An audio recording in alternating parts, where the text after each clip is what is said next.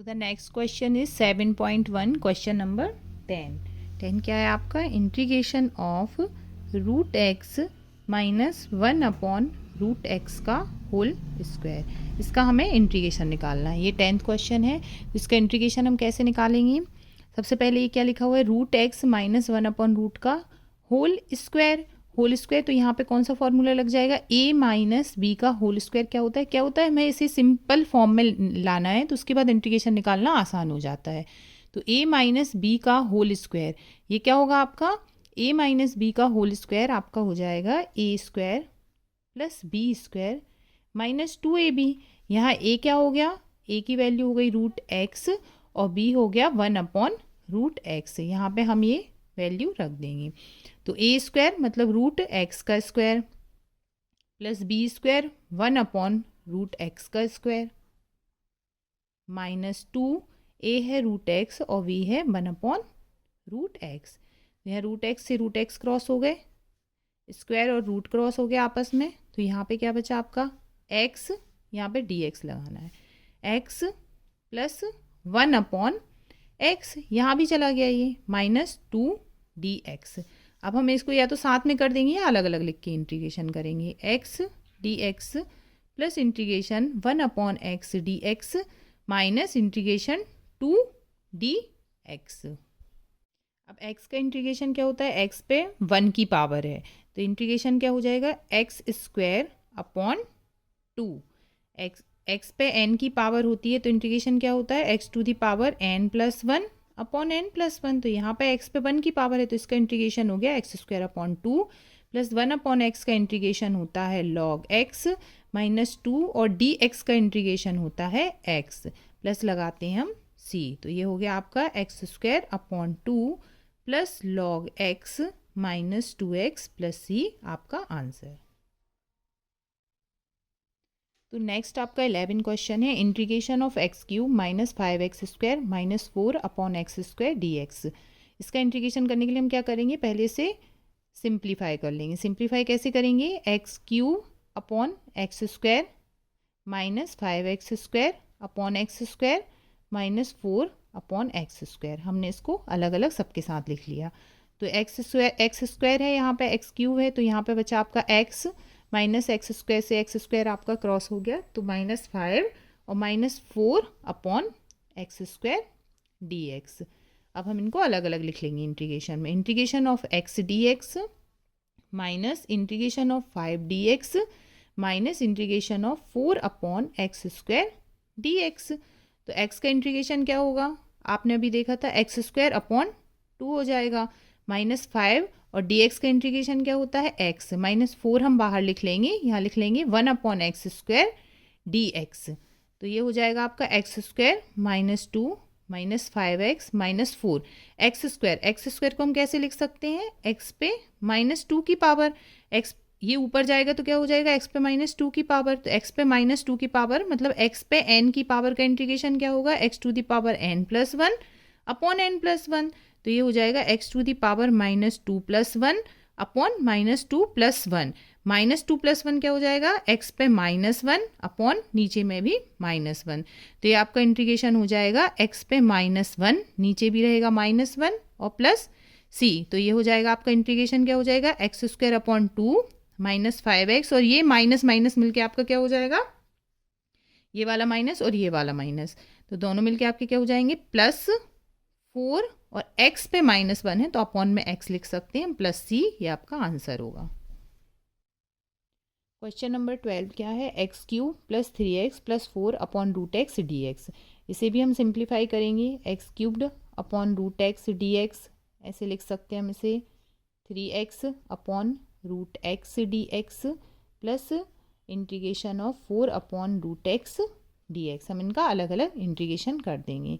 तो root X का मतलब क्या होता है? एक्स क्यूब अपॉन एक्स पे 1/2 की पावर डी एक्स प्लस यहाँ भी क्या हो जाएगा? 3x अपॉन एक्स पर 1/2 की power D X plus integration 4 upon x पे 1/2 की पावर डी एक्स। तो ये क्या हो जाएगा? नीचे भी x है ऊपर भी x है, सेम है आपका। पावर लगी तो पावर क्या हो जाएंगी? माइनस हो जाएंगी। तो ये क्या होगा? x पे 3 माइनस 1/2 की पावर डी एक्स प्लस यहाँ क्या हो जाएगा, 3 आप बाहर लिख सकते हैं, तो यहाँ पे भी x है, यहाँ पे भी x है, तो x पर 1 माइनस 1/2 की पावर dx प्लस 4 आप बाहर लिख सकते हैं, तो आपका ये क्या हो जाएगा, x पे माइनस 1/2 की पावर dx।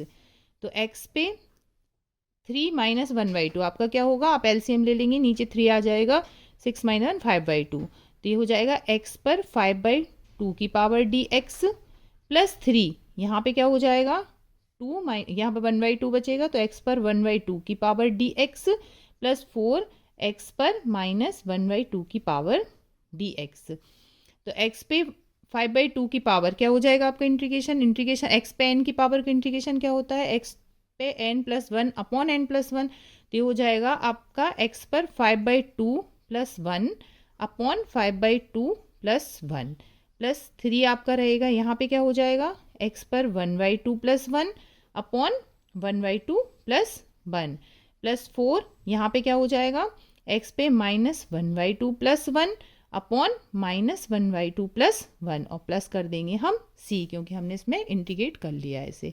अब इसका निकाल लेंगे, x पे 5/2 प्लस 1 क्या हो जाएगा, ये हो जाएगा आपका x पर 7/2 अपॉन 7/2 प्लस 3 आपका है, ये क्या हो जाएगा, x पर 3/2 अपॉन 3/2, इसको सॉल्व कर लेंगे, प्लस 4 ये क्या हो जाएगा, x पर 1/2 अपॉन 1/2 प्लस c,